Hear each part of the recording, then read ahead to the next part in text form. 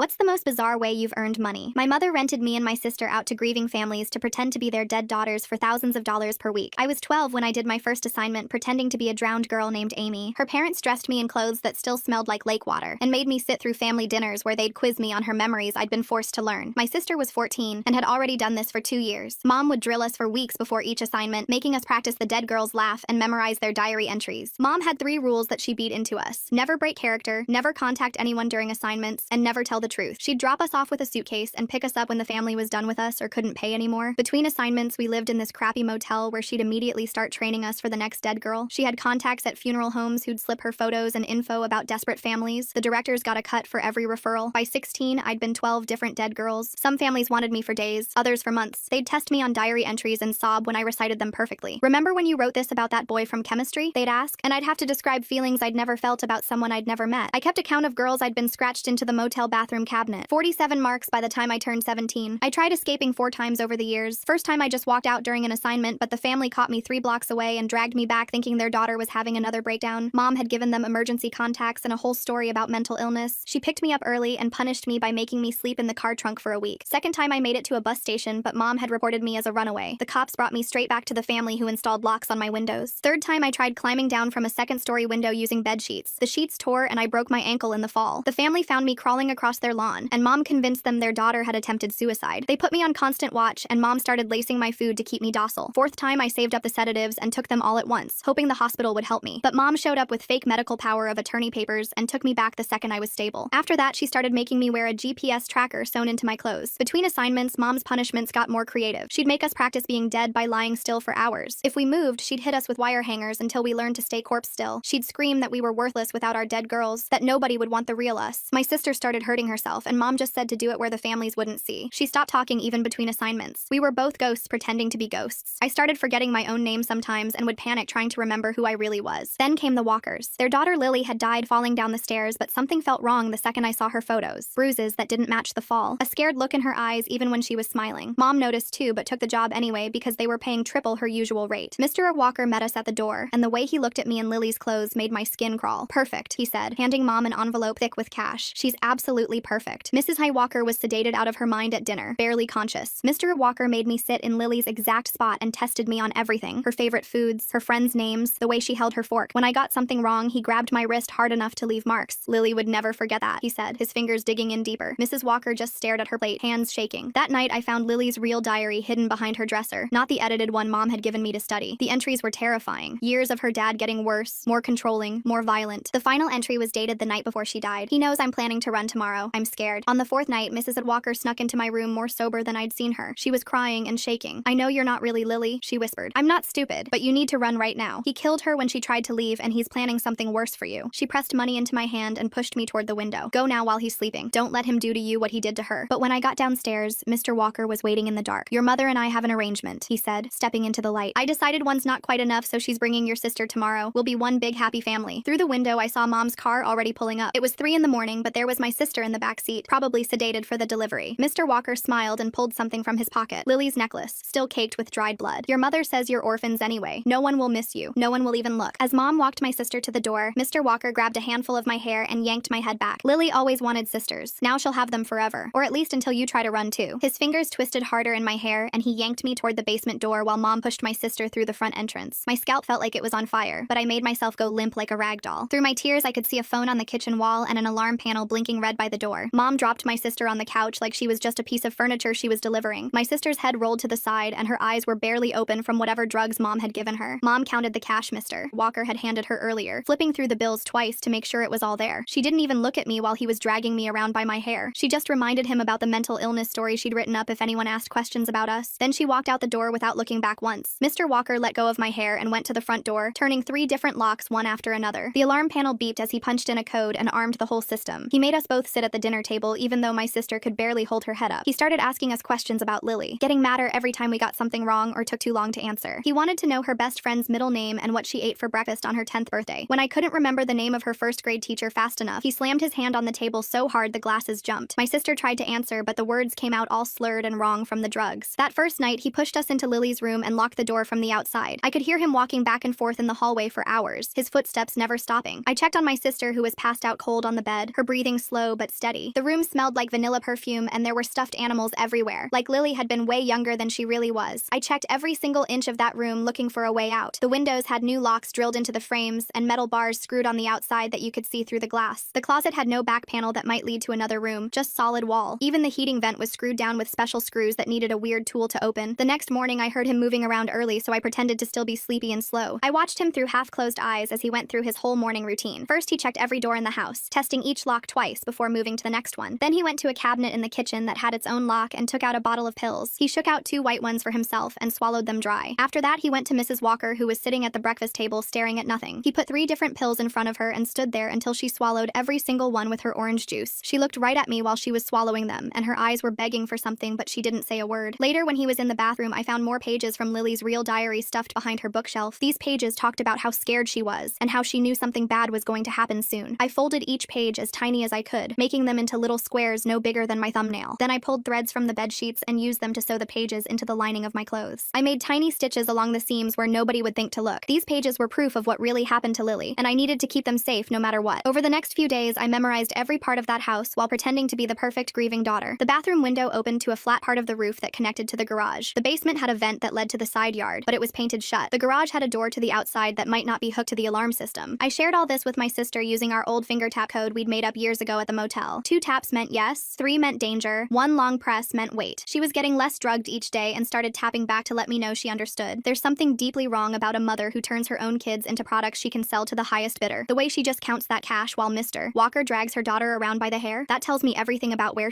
while Mr. Walker was in the shower on the 4th day, I used nail clippers from Lily's dresser to carefully cut the GPS tracker out of my clothes. The thread Mom had used was thick, but the clippers were sharp enough to slice through it. I took one of his jackets from the hall closet and sewed the tracker into the inside pocket, using thread from Lily's sewing kit. If Mom checked where we were, it would look like we were wherever he was. During dinner that night, I watched Mrs. Walker taking her pills and noticed something important. She put them in her mouth and pretended to swallow, but I could see her tongue moving them to her cheek. Later, when her husband went to the bathroom, she spit them into her napkin. Her eyes were getting clearer every day, and she started making tiny movements when he wasn't looking. She'd tap her fingers on the table or move her foot in a pattern like she was trying to tell me something. On the 5th night, I went to the bathroom and saw the phone on the wall in the hallway. Mr. Walker was downstairs watching TV and my sister was in the bedroom. I picked up the phone and dialed 911 as fast as I could, then hung up right away. The phone rang back less than 30 seconds later and Mr. Walker came running up the stairs. He grabbed the phone and told them his daughter had hit the button by accident while reaching for something. He was using this fake calm voice, but his face was turning red and the veins in his neck were sticking out. After he hung up, he grabbed my arm so hard I knew it would leave bruises. The next morning, my sister's eyes tracked me across the room for the first time in days, and when I tapped twice on her hand under the breakfast table, she tapped back. Her fingers were weak, but she managed 2 clear taps, then 3 when Mr. Walker walked behind us, and I knew she was fighting through whatever Mom had given her. We practiced more that afternoon while he was on the phone, working out a system where 2 taps meant she was with me, 3 meant danger, and 1 long press meant wait. The day after that, Mr. Walker made me take out the trash, and I saw my chance when he stayed at the window watching me. I'd written, "Call 911, domestic hostage situation," on toilet paper with Lily's old eyeliner, and folded it tiny in my pocket. The neighbor's yard was just over the fence, and I dropped the paper while pretending to struggle with a heavy bag, watching it flutter over into their grass. Mr. Walker kept watching, but from his angle, he couldn't see where the paper landed. 3 days later, I burned the toast on purpose, filling the kitchen with smoke until the alarm screamed. Mr. Walker came running, and his first reaction wasn't to check the fire, but to look out the windows at the neighbors' houses, terrified someone would notice. He yanked the alarm off the ceiling and threw it in the trash, muttering about nosy people who needed to mind their own business. That same afternoon, while he was on a long phone call about work, Mrs. Walker shuffled past me in the hallway and pressed something small and cold into my palm. It was a pair of nail scissors from her bathroom, tiny but sharp. I used them that night to cut the last threads holding my tracker, then kept them hidden in my sock. The next day, when Mr. Walker bent over to check the locks, I pretended to trip and grabbed his tool belt for balance, sliding the tracker into one of the pouches while apologizing over and over. He shoved me away but didn't notice the extra weight on his belt. At dinner that night, he made us all sit in our assigned spots and practice being a normal family, testing us on Lily's memories while Mrs. Walker pushed food around her plate. I watched his fingers punch in the alarm code when we first sat down, memorizing the pattern, 4-7-2-9-1-3. He was so focused on making sure I held my fork exactly like Lily that he never noticed me studying his hand movements. Later, I found an old tablet shoved under Lily's bed that still had battery and a voice recorder app. The next morning, when Mr. Walker cornered us in the kitchen and started screaming about what happens to girls who try to run, how Lily learned that lesson the hard way, I managed to hit the record button in my pocket. His whole rant about teaching us to be good daughters, about how nobody would believe us anyway because Mom's paperwork said we were mentally ill, all of it got captured on that tablet. My sister was alert enough by then to help me search Lily's room while he was in the garage. We found the bloodied necklace he'd shown me that first night hidden in an old shoebox in the closet, along with strands of hair that looked ripped out. We wrapped everything carefully in tissue paper, and I sewed it into the lining of Lily's Lily's winter coat that hung in the back of the closet. The neighbor must have found my note because I started seeing him outside more often, trimming bushes that didn't need trimming, walking his dog past our house 4 times a day instead of 2. He had a little notebook, and I saw him writing whenever Mr. Walker's car left or came back. Mr. Walker noticed too and got paranoid, rushing to install heavy blackout curtains on every window, even the small bathroom one. That night, while he was sleeping, I crept to his nightstand where he always left his phone charging. My hands were shaking so bad I could barely work the emergency button, but I managed to whisper, "2 minors held hostage," before his breathing changed and I had to run back to bed. The call log showed it went through for 14 seconds. Another piece of evidence that something was wrong at this house. Mrs. Walker stopped taking her pills completely after that, spitting them into tissues when her husband looked away, and her eyes got sharper every day. She started leaving kitchen knives in weird places when he wasn't around, tucked behind the toaster or under the dish towel by the sink. One morning, while he was reading his newspaper and complaining about something in local news, she looked right at me and mouthed the words, "Be ready," so clearly I couldn't mistake them. Something was shifting in that house, and we all felt it, even Mr. Walker, who started checking the locks twice as often and installed a camera in the hallway. My sister and I kept collecting evidence, adding to our hidden stash whenever we could, knowing that soon we'd need every piece of proof we could get. Mr. Walker came into the kitchen the next morning while we were eating breakfast and dropped a bombshell on us. "Pack your things because we're moving to my cabin in the mountains next week." My stomach dropped because a remote cabin meant no neighbors and no escape routes. He kept talking about how nice it would be to have privacy as a family while I tried not to panic. That afternoon, while he was in the garage, I wrote everything down on paper, every detail about what was happening to us. I folded it as small as I could and added some of the cash Mrs. Walker had given me earlier. When I took the trash out, I tossed the note into the neighbor's mailbox and prayed he would find it soon. That night, my sister started shaking and gasping for air, a full panic attack that had her clutching her chest. I begged Mr. Walker to call an ambulance, but he just dragged us both down to the basement instead. "She just needs some quiet time," he said while locking the heavy door behind us. The basement was cold and dark, but I remembered the vent I'd noticed during my earlier exploration of the house. My sister was still breathing hard, but she helped me drag an old table under the vent opening. Mrs. Walker's scissors were still in my pocket, and we started working on the screws holding the vent cover in place. The metal was old and painted over, so each screw took forever to loosen. Our fingers got cut and bloody from the sharp edges, but we kept working through the pain. Hours passed, and we finally got 3 corners loose enough to bend the cover back. The opening looked just big enough for us to squeeze through if we went one at a time. I boosted my sister up first, and she was halfway through when the basement door slammed open. Mr. Walker thundered down the stairs and grabbed my sister's legs, yanking her back down so hard she hit the concrete floor. He was screaming about ungrateful daughters and how we were just like Lily, always trying to leave him. Mrs. Walker appeared in the doorway behind him, more alert than I'd seen her in days. While he ranted about teaching us respect, I grabbed the scissors and scratched "Not Lily" deep into my forearm where she could see it. Blood welled up immediately, and Mrs. Walker's face went from shock to something harder, more determined. She disappeared from the doorway while her husband kept yelling about how we belonged to him now. A minute later, she came back holding the cordless phone like a weapon. She brought it down hard on the back of his head, and he stumbled forward, stunned but not unconscious. "Run!" she screamed, shoving the phone into my hands as we scrambled past him toward the stairs. The phone showed 911 already dialed and connected, so I gasped out our address while we ran. Mr. Walker was already recovering and chasing us up the stairs, his footsteps heavy behind us. We made it to the front door, but I remembered the alarm system and deliberately punched in the wrong code. Once, twice, 3 times until the system started shrieking, and I knew the duress signal would bring police automatically. We burst outside into the cool night air and found several neighbors already on their lawns. The alarm had woken everyone, and they were all staring at our house with concern and curiosity. The neighbor with the notebook was already on his phone, and I heard him telling someone about suspicious activity he'd been documenting. Mr. Walker came charging out after us, but stopped short when he saw all the witnesses watching. He tried to grab my sister anyway, but the neighbors moved forward, creating a barrier between us and him. "Stay back," one of them said firmly, while another held up their phone, recording everything that was happening. How did those sisters figure out all those clever tricks with the tracker and the evidence? The way they used tap codes and worked together while pretending to be someone else's daughter is incredible. I wonder if they planned it all or just got really good at thinking fast when things got dangerous. More neighbors kept coming out of their houses, and someone said the police were already on their way. We could hear sirens getting louder, and Mr. Walker's face went from angry to scared as he realized how bad this looked. 2 police cars pulled up first, then a third, their lights painting everything red and blue. The officers got out quickly and immediately started separating everyone to figure out what was going on. I handed the first officer Lily's diary pages that I'd kept hidden in my clothes all this time. Then I pulled out the bloody necklace wrapped in tissue and pointed to the scratches on my arm that still spelled out my message. I told him about the tablet upstairs with Mr. Walker's recorded threats and showed him all my injuries, old and new. My sister was shaking, but she rolled up her sleeves to show her own collection of bruises and marks. The officer's face got more serious with each piece of evidence, and he called for backup and detectives immediately. Mrs. Walker was talking to another officer, her words coming fast as she finally told the truth about everything. Mr. Walker kept trying to interrupt, claiming we were mentally ill, but the officers weren't buying it anymore. They had too much evidence, too many witnesses, and 2 terrified kids with obvious signs of abuse. The EMTs arrived and started checking us over while more police secured the house as a crime scene. The EMT shined a light in my sister's eyes and checked her pulse while another one wrapped a blood pressure cuff around her arm. They drew blood from both of us, and the first EMT frowned at how slowly my sister was responding to questions. She kept blinking and trying to focus, but her words came out slurred and confused. The EMT told the police officer that my sister showed clear signs of heavy sedation radiation and needed immediate medical care. They loaded us both into separate ambulances even though I said I was fine. The ride to the hospital felt like forever with the siren wailing and the EMT asking me questions about what drugs my sister might have taken. I told him about mom's pills and how she'd forced them down our throats before deliveries. At the hospital, they wheeled us into the emergency room where nurses hooked my sister up to monitors and started an IV. The beeping machines showed her heart rate was too slow and her blood pressure was dropping. A doctor came in and ordered more blood tests while nurses kept checking her pupils every few minutes. They moved us to a quieter room after the initial tests and posted a security guard outside our door. Mrs. Walker showed up about an hour later with bandages on her head where her husband had hit her. She sat with a detective in the corner and I could hear her telling him everything even though she was crying. She explained how her husband had killed Lily when she tried to run away and how he'd paid our mother for replacements. She told him about the drugs he made her take every day to keep her quiet and confused. The detective wrote everything down and had her sign papers agreeing to testify against both of them. She kept looking over at us and saying she was sorry over and over. About 3 hours later, Mom burst through the emergency room doors waving a folder full of papers. She was screaming about her parental rights and demanding we be released to her immediately. The security guard blocked her from entering our room while she shoved the fake medical documents in his face. 2 social workers appeared and told her the papers were being reviewed, but she couldn't see us yet. Mom got louder and started threatening to sue everyone while pulling out more fake custody papers. The detective who'd been talking to Mrs. Walker walked over and looked at Mom's documents for about 10 seconds. He pulled out handcuffs and told Mom she was under arrest for child trafficking, abuse, and fraud. She screamed that we were ungrateful brats who didn't appreciate everything she'd done for us. The detective just kept reading her rights while she thrashed and tried to pull away. They dragged her out, still yelling about how we'd ruined everything and would be nothing without her. A social worker came in after Mom was gone and sat down next to my bed with a clipboard. She explained that we'd be placed in emergency foster care once the doctors cleared us medically. She said they had families who specialized in helping kids who'd been through trauma like ours. I asked if we'd be separated, and she promised to keep us together if at all possible. She gave us each a bag with clean clothes, toothbrushes, and some snacks. The detective came back later and told us they'd found evidence at Mom's motel room connecting her to the funeral homes. He said directors at 3 different funeral homes had been selling information about grieving families to her. They were building cases against all of them and expected to shut down the whole network. He showed us photos they'd found of other girls Mom had trained over the years. Some looked familiar from the motel, but most were strangers who'd probably aged out or escaped somehow. My sister had been quiet through everything, just staring at the ceiling while machines beeped around her. Then suddenly she turned to me and whispered something so soft I almost missed it. It was my real name, the one Mom had forbidden us from using for so many years. I grabbed her hand and said her real name back, and we just kept repeating them to each other. We practiced saying our names like we were learning a new language we'd forgotten how to speak. The advocate showed up the next morning and explained all the charges they were filing. Mr. Walker faced murder charges for Lily plus kidnapping and assault charges for what he'd done to us. Mom was charged with trafficking, child abuse, fraud, and conspiracy. The advocate said not every charge might stick, but there was enough evidence to keep them locked up during trial. She said we'd probably have to testify eventually, but it could be done over video, so we wouldn't have to see them. 3 days later, we were released from the hospital to an emergency foster family. They picked us up in a regular car, not a van or anything official looking. The foster mom explained they had clear rules posted on the refrigerator, and all the bedroom doors had locks we controlled ourselves. She showed us our room, which had 2 beds and a window that actually opened. She said we didn't have to talk about what happened until we were ready. They had a cat that immediately curled up on my sister's bed and started purring. The foster dad made spaghetti for dinner and didn't make us sit in assigned seats or quiz us on anything. We could eat as much or as little as we wanted without anyone watching every bite. The next few days, reporters started calling the foster home, but our foster parents wouldn't tell them anything. The advocate explained the court had issued protection orders to keep our names and faces out of the news. The stories just called us the sisters, which felt weird but safer than having everyone know who we were. They set up therapy appointments for both of us with someone who specialized in trafficking survivors. My first session, I just sat there for 20 minutes unable to say anything, while the therapist waited patiently. She gave me paper and markers and said I could write or draw instead of talking if that felt easier. I wrote down one of the dead girls' names and then crossed it out over and over until the paper tore. My sister started art therapy the next week since talking was still too hard for her. The therapist gave her huge sheets of paper and boxes of pastels and told her to draw whatever came to mind. She drew that motel room first, every single detail perfect from the water stains on the ceiling to the broken handle on the bathroom door. She drew it 20 times that first session, each one exactly the same. The therapist watched without saying anything and just kept giving her more paper. Over the next few sessions, my sister started changing tiny things in her drawings. First, she added a crack in the wall that wasn't really there. Then she made the crack bigger. Then she drew light coming through it. By the 4th session, she was drawing windows in the motel walls, just small ones at first. The therapist hung all her drawings on the wall in order, and you could see the room slowly opening up, getting less dark. 3 months into foster care, we were doing better than I thought possible. We ate breakfast and dinner at the same time every day without anyone testing us on dead girls' memories. Our foster parents never pushed us to talk about what happened, but they made sure we knew the doors locked from the inside and we controlled the keys. They put a nightlight in the hallway after my sister had a panic attack in the dark. They stocked the kitchen with snacks we could take whenever we wanted without asking permission. We started online school because regular school felt too overwhelming with all those people. The computer work was easy compared to memorizing entire dead girls' lives. My sister would sit next to me doing her assignments, and sometimes she'd tap my arm twice, which meant she was okay. The detective called one morning to tell us they'd arrested the funeral home director who helped Mom find families. He'd been selling information about grieving parents for years years, not just to Mom but to other people running similar schemes. Another funeral director took a plea deal and agreed to testify about the whole network. The detective said they were finding more victims, other kids who'd been forced to pretend to be dead children. Some of them had been doing it even longer than us. The system that let this happen was finally getting torn apart piece by piece. 2 weeks later, the advocate brought us a letter from Mrs. Walker. Her handwriting was shaky but clear. She wrote that she was sorry for not protecting Lily and for letting her husband bring us into that house. Mrs. Walker writing that letter feels like such a small gesture after everything she let happen in her own home. I wonder if she really understands how much damage her silence caused, not just to these girls but to Lily too. She said she was in therapy now, finally facing what she'd let happen to her daughter. She promised to testify at every trial, to tell the truth about what her husband did to Lily and what he planned to do to us. She said she understood if we never wanted to hear from her again, but she needed us to know she took responsibility for everything. My sister read the letter 3 times, then folded it up tiny and kept it in her pocket. The victim advocate came to the foster home to explain the legal process since trials were coming up. She sat at the kitchen table with diagrams and timelines showing us exactly what would happen. She explained we could testify by video from a different room so we wouldn't have to see Mom or Mr. Walker in person. She said the prosecutor would ask us questions we'd already gone over, and we just had to tell the truth about what happened. She gave us stress balls to squeeze if we got scared during testimony. She said other kids who'd been through this said it helped to have something to hold. 4 months in, our foster parents asked if we wanted to talk about staying long term. They said they weren't trying to pressure us, but they wanted us to know we could stay as long as we needed, maybe even permanently if that's what we wanted. Nobody had ever asked us what we wanted before. Mom told us where to go and who to be. The families told us what dead girl to perform. These people were asking our opinion like it mattered. My sister grabbed my hand under the table and squeezed once for yes. I squeezed back and we both nodded at the same time. The foster mom's eyes got watery, but she just smiled and said she'd start the paperwork. I started remembering things about who I was before all the dead girls. The smell of strawberry shampoo I used to love before Mom made us use whatever the dead girls used. A song I knew all the words to that wasn't from any dead girls playlist. The way I used to write my name with a little heart over the I before Mom made me practice other girls' signatures. My therapist said recovering these memories was important, that I was taking back pieces of myself from all the fake identities. She had me write them down in a notebook that was just mine, not for anyone else to read. Each memory felt like finding something I thought was gone forever. My sister started talking more at night when it was just us in our room. Her voice was rusty from not using it, but she'd whisper about the girls she had to be. She'd been Stacy who died in a car accident, Wendy who drowned at summer camp, Madison who had cancer. We made a list together of our real memories, the stuff that was actually ours, the time we found a hurt bird and tried to save it, the way Mom's car smelled like cigarettes and old coffee, the gas station where we'd stop between assignments. We wrote it all down so we wouldn't forget what was real and what was performance. 6 months after escape, the first trial date arrived. Mr. Walker faced charges for murdering Lily plus kidnapping and assault for what he did to us. We sat in a small room at the courthouse with the advocate and a camera pointed at us. On the screen we could see the courtroom, but they couldn't see us until it was time to testify. The prosecutor asked us about finding Lily's diary, about the bloody necklace, about Mr. Walker's threats. My sister managed to say 3 whole sentences about what happened, which was more than she'd said to any stranger in months. I told them everything, every detail I could remember about those days in that house. The defense lawyer tried to confuse us, but we just kept telling the truth. 3 weeks later, they reached a verdict. We watched on the video screen as they found him guilty on all counts. The judge sentenced him to life without parole. When they read the verdict, my sister grabbed my hand and we both started crying, but they weren't sad tears. They were relief tears, knowing he could never hurt anyone else, never force another girl to pretend to be his dead daughter. The advocate hugged us and said we did great, that our testimony made the difference. Mom's trial was scheduled for the next month and we'd have to do it all over again, but at least now we knew we could. The month before Mom's trial, the prosecutor met with us 3 more times to go over our testimony and warned us it would be harder since she was our mother. Other families started coming forward after the news coverage, parents whose daughters Mom had rented us out to, and the prosecutor said they'd all be testifying too. The morning of the trial, my sister threw up twice from nerves and I had to help her get dressed because her hands were shaking too bad. We sat in the same video room as before, watching the courtroom fill up on the monitor. Mom looked smaller in her orange jumpsuit, her hair flat without all the products she used to use. The prosecutor went first, laying out years of abuse with photos of our injuries, the GPS trackers cut from our clothes, copies of the fake medical documents she'd made. Then came the other families, one after another, telling how Mom had coached us to be their dead daughters, how much they'd paid her, how she'd convinced them we had mental problems if we broke character. The mother of a girl named Rebecca said Mom had told her I was suicidal and needed constant watching, which is why she'd locked me in at night. Another family showed receipts for $30,000 they'd paid over 6 months. When it was our turn to testify, I told them about the wire hangers, the car trunk, making us practice being dead for hours. My sister managed to say 5 whole sentences about how Mom would drug us between assignments. The defense lawyer tried to argue Mom was protecting us from worse situations, that she'd kept us fed and housed, but the jury wasn't buying it. 3 days of testimony, and then we waited. The verdict came back guilty on all counts: trafficking, child abuse, fraud, conspiracy. At sentencing 2 weeks later, Mom screamed that she'd saved us from foster care, that we were nothing without her, that we'd end up on the streets. The judge gave her 25 years. Our foster parents had been at every day of the trial, sitting where we could see them on the monitor. After the verdict, they filed official adoption papers with the court. The social worker wrote a report about how much better we were doing in their care, how my sister was talking more, how we were both gaining weight and sleeping through most nights. The adoption hearing was scheduled for 3 months out. Meanwhile, they enrolled us in the school part-time, just 3 classes each to start. Walking into that building with hundreds of other kids kids were terrifying. I kept forgetting I was allowed to be myself, that I didn't have to pretend to be someone dead. The other students knew something was different about us, but the school had been careful not to share details. We ate lunch in the counselor's office the first few weeks because the cafeteria was too loud and crowded. My sister took art and music along with basic math. I took English, history, and science. The teachers knew our situation and didn't call on us unless we raised our hands. Homework was hard because we'd missed so much school over the years, but our foster parents hired a tutor who came 3 times a week. 2 months after the trial, the counselor suggested I try a support group for trafficking survivors that met at the hospital. I didn't want to go, but our foster mom drove me anyway and waited in the parking lot. There were 6 other people there, all different ages, and when they shared their stories, I realized we weren't alone in losing ourselves. One woman had been forced to work in massage parlors, another had been sold by her boyfriend. They talked about forgetting their real names, about not knowing who they were anymore. We shared tricks for remembering what was real, keeping journals, making lists of true memories, saying our real names out loud every morning. My sister wouldn't go to group, but she found music helped her remember herself. Our foster parents bought her a used guitar, and she'd sit in our room for hours, picking out notes that weren't from any song we'd had to memorize. She started writing simple melodies, just 3 or 4 notes strung together, but they were hers. The adoption hearing happened on a rainy Thursday. The judge asked us if we wanted this, if we felt safe, if we understood what adoption meant. We both said yes immediately. Our foster parents cried when the judge signed the papers. They'd already framed a spot on the living room wall for the certificate, right between their wedding photo and pictures of their biological kids who were grown now. A year after we'd escaped from the Walker house, we were different people. We had friends who knew us by our real names, teachers who encouraged us, parents who protected us instead of selling us. Therapy was still twice a week and probably would be for a long time. The nightmares came less often, but they still came. Sometimes I'd wake up thinking I was in someone else's bed, wearing someone else's life, and I'd have to list real things until I remembered who I was. 6 months after the adoption went through, a package arrived from Mrs. Walker's lawyer. Inside was a letter saying she'd started a foundation in Lily's real name to help trafficking victims, along with a photo of Lily from before everything went bad, smiling at a school dance, alive and happy. Our therapist said we were making remarkable progress, that we'd graduated from intensive therapy to regular sessions, that we had tools now to handle the bad days when they came. Our adoptive parents brought up the name change idea at dinner one night while we were eating spaghetti. They'd been researching the process for weeks and had all the paperwork ready. The courthouse clerk handed us the forms, and we sat there with pens in our hands, staring at the blank lines where we could write any names we wanted, not the ones mom gave us that we'd hated, not the dead girls' names we'd memorized, names that would be ours forever. The way they're piecing themselves back together bit by bit is so interesting, like they're solving a puzzle where half the pieces were someone else's life. What makes certain memories stick even when everything else gets buried under all those fake identities? My sister wrote hers first, her hand steady for once. I picked something simple that felt right when I said it out loud. The judge signed the order without asking any questions, and just like that, we weren't who we used to be anymore. 2 years passed faster than I thought they would. I was filling out college applications when the acceptance letter came with a full scholarship for trafficking survivors. The financial aid office had a whole program I didn't know existed. My hands shook opening the envelope because I'd never imagined getting to plan anything past next week, much less 4 years of education. My sister's acceptance to art school came the same week. She'd submitted a portfolio full of paintings she'd been working on in the garage. Windows and doors, all of them open, all of them leading somewhere bright. The admissions people called her work transformative in their letter. She cried when she read it, the good kind of tears this time. The congressional hearing invitation arrived through our advocate 6 months later. They were working on new laws about trafficking and wanted survivors to testify. The thought of speaking in that huge room with all those people watching made me want to throw up, but other survivors would be there too, all of us making sure people understood this wasn't some rare thing that never happened. We flew to Washington and stayed in a hotel near the Capitol. The hearing room had wood panels and microphones and more people than I'd ever seen in one place. When my turn came, I told them everything. About the funeral directors selling information, about the families who never questioned why grieving parents had perfect replacement daughters, about the GPS trackers and the sedatives and the years of being someone else's ghost. My sister went after me, and even though talking was still hard for her, she got through her whole statement. Other survivors spoke too, each story worse than the last, until the room was completely silent except for our voices. 6 months later, the new laws passed with stronger penalties and mandatory reporting requirements. Our advocate called to say our testimony had been specifically mentioned in the final vote. They'd created a fund for survivors using money seized from trafficking operations. More states were adopting similar laws. We'd helped change things for kids who might end up like us. 3 years after that night at the Walker house, I was halfway through my social work degree. My sister was studying art therapy, learning how to help kids who couldn't talk about their trauma use paint and clay instead. We lived in apartments near our schools, close enough to see each other every week, but far enough to be our own people. I worked part-time at a crisis center answering phones. My sister taught art classes at a youth shelter. We were turning what happened to us into something that could help others. Our adoptive parents threw us a party when we both made Dean's List the same semester. They'd invited our professors and friends from the school. There was cake and those silly graduation caps even though we weren't graduating yet. They took pictures of us holding our grade reports, their faces proud like we were their real kids who'd always been theirs. My sister got into a graduate program for art therapy. I got accepted to an advanced clinical social work program. We were going to be professionals with degrees and licenses and the ability to spot the signs we wished someone had seen in us. Mrs. Walker sent letters through the advocate every few months. She'd started a foundation in Lily's real name that had helped dozens of trafficking victims already. She spoke at conferences about missing the signs, about being complicit through silence, about the cost of not protecting children. She said helping us escape was the beginning of her trying to make things right. right. She couldn't bring Lily back, but she could help other girls get out. 5 years had passed since that night she'd tried to warn me about her husband. We had careers now, real ones with business cards and everything. I worked with trafficking survivors full-time, helping them navigate the system that had saved us. My sister ran art therapy groups at 3 different facilities. We had friends who knew our real names and our real story. We had relationships with people who understood our past but didn't define us by it. We paid our own rent and bought our own food and made our own choices every single day. Sometimes reporters still called about the sister case, wanting updates or exclusive interviews. We'd told our story once, on our own terms, in that congressional hearing. That was enough. We didn't owe anyone the details of our healing. We weren't the ghost girls anymore. We were ourselves, completely and fully, with our own names and our own lives and our own futures that belonged to nobody but us. Thanks for sticking around and wondering about all this with me today. It's been really interesting sharing these moments together. Like the video, it helps more than you think.